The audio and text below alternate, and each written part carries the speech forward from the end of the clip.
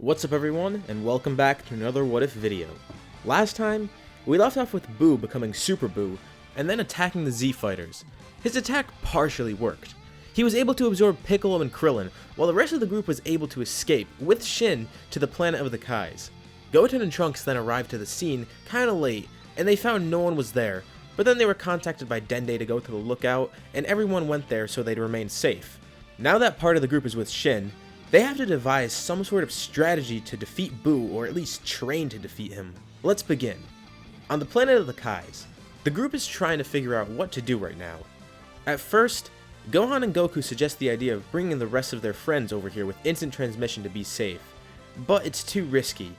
Given that Boo is intelligent enough now to do so, they risk Boo sensing their power when teleporting back to Earth. Boo would either be quick enough to intercept, or, if they're successful, he'll try to coax everyone into coming back by causing even more havoc, or even destroying the planet. For now, Shin communicates with Dende and lets him know that everyone here is safe, and he waits for Dende to give him an all clear, so they know when everyone's on the lookout.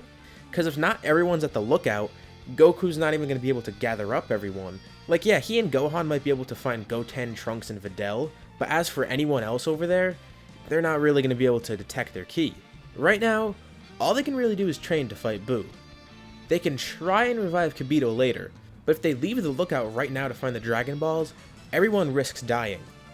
But unbeknownst to them, Boo is paying close attention and is closer than they think. But he's not going to attack the lookout just yet. He's playing the long game. Shin informs everyone with him that he'll help train them, but time is of the essence, so they can't spend too long doing it. He gets an idea, and knowing that the current strongest of the group is Gohan, he recommends having him try and wield the Z-Sword. For the others, he recommends that they try and train with Kaioken to increase their power and their ability to use Kaioken.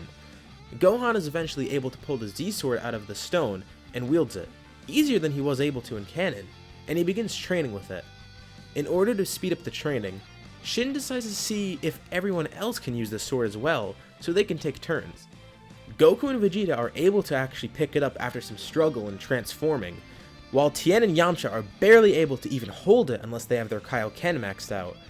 Everyone tries training with it and making some progress, but they don't have enough time to actually make use of this training. Shin decides to have them stress test the sword and actually use it in combat to see how effective it is, by throwing Kachi-Kachen at it since the sword itself may be a useful weapon for one of them to use. They think the Kachi-Kachen will be good target practice, but it ends up breaking the sword in half like normal. Shin and everyone else are panicking right now. That one thing that was helping them train is now broken, and they didn't even mean to break it. Shin especially is scared now. He just broke the sacred Z-Sword. But to everyone's surprise, Elder Kai emerges from the sword after it breaks. No one, not even Shin, knows what's going on now, but they're able to figure out who he is and what just happened after talking to him. Now with him there, things begin to turn around, but there's a bit of an issue. He tells them about the ritual to unlock potential, but it will take a while to actually complete, so while it is useful, they need a lot of time for it to actually happen. Considering how long it takes, the group decides that it might be worth using that ability on Gohan, since he's the strongest right now, while the rest of them return to Earth because sitting around here isn't really doing anything. Goku and Vegeta have gotten a little stronger from their Z-Sword training, so together they might be able to hold Boo off. And if they ever need to, Goku could easily escape. Considering that Tien and Yamcha are around as well, and they have Kaioken, one idea the group has is bringing them back to Earth and having them train in the time chamber in the meantime. While they could send Goten and Trunks in, those two are just kids and don't have the experience or discipline that Tien and Yamcha have in a fight. After having contacted Dende, Shin knows that it's safe for Goku to actually head there now to the lookout, as long as he doesn't let his energy get too high. While on Earth, Goku will bring Dende along with him back to the planet of the Kais, so he and Vegeta can train themselves and have someone to heal them. By having a healer there, that means they'll be able to do much more intensive training and exploit Zenkai boosts. With this plan now in mind, they put it into action. Goku brings Tien and Yamcha to the lookout, and they begin to train in the time chamber. With some intense training, Goku and Vegeta, as well as Tien and Yamcha, now have their own methods of getting stronger in order to fight Boo, while Gohan is having his potential unlocked. Everyone else remains on the lookout, since they're safe there at the moment, and after catching everyone up to speed, Goku then decides to instant transmission back to the sacred world of the Kais. Meanwhile, Boo is obviously off on his own, and he's killing time. He doesn't know when the group will return, and he could just destroy Earth now, but if he does that, there's no fun in it, because they won't come back here to fight him. He just spends his time fighting militaries, eating treats, and generally just causing chaos. He could be patient and wait for them to come back after whatever they do.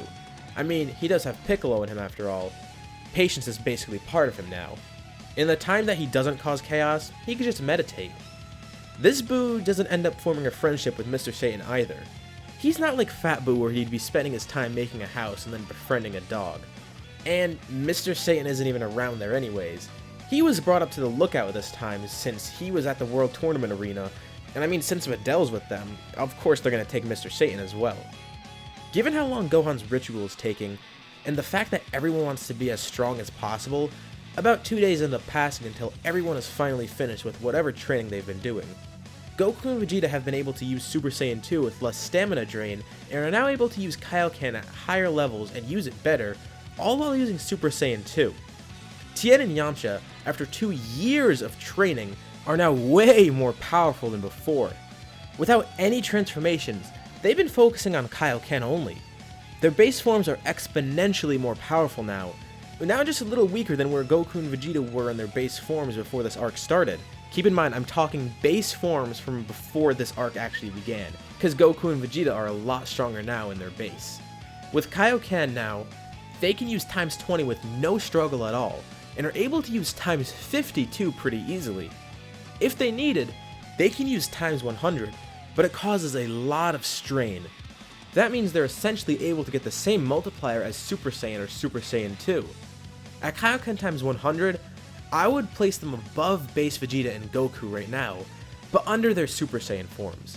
It may sound like a big boost, but keep in mind that they had 2 years of intense non-stop training and now have Kaioken times 100 because they spent time improving that. And as for Goku and Vegeta, they obviously still have Super Saiyan, Kaioken stacked on top of Super Saiyan, and then the same with Super Saiyan 2. But even when you consider that, Tien and Yamcha still got an insane boost in power.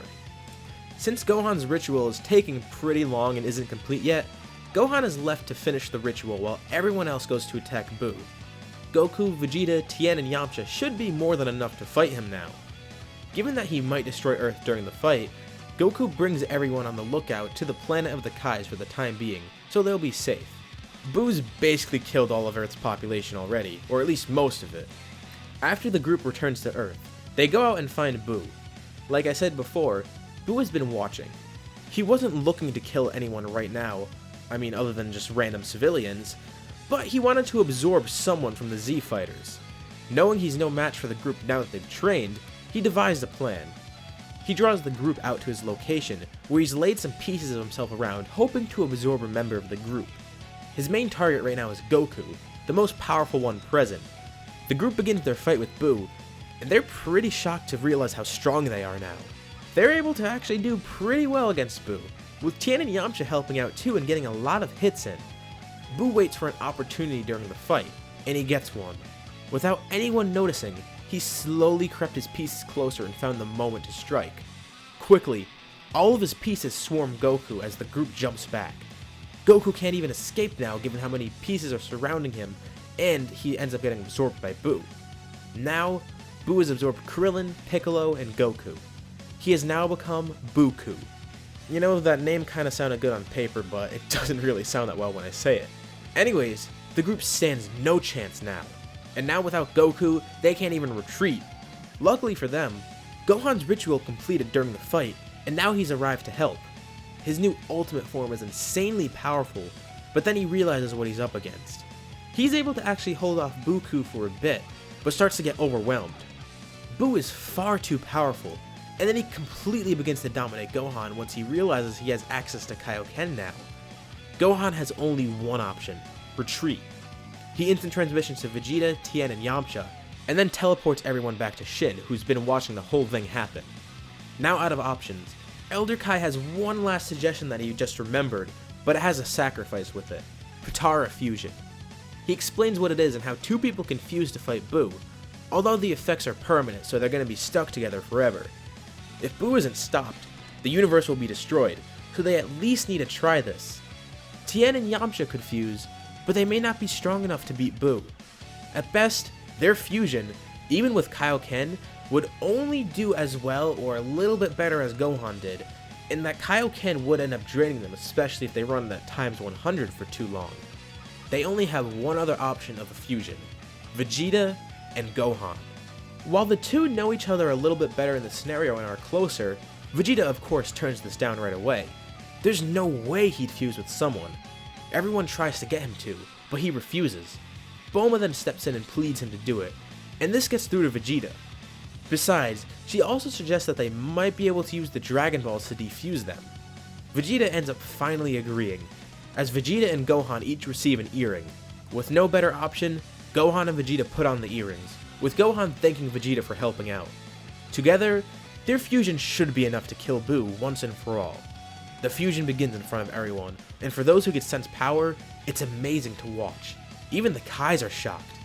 After the light of the fusion clears, a new figure is standing there: Veggiehan, the fusion of Vegeta and Gohan. Veggiehan turns to everyone and gives them a smirk. He's ready to go. He places his fingers on his forehead and instant transmissions to Earth. And that's where we'll leave off for now. How do you think the fight between this new fusion and Boo will go? Will they be able to save Earth? What will the outcome of this arc be? Comment your suggestions below as we prepare for the next part. And as always, remember to like, subscribe, and hit the bell icon for notifications about future parts of this What If and other videos of mine. Thank you all for watching, and I'll see you on the next video.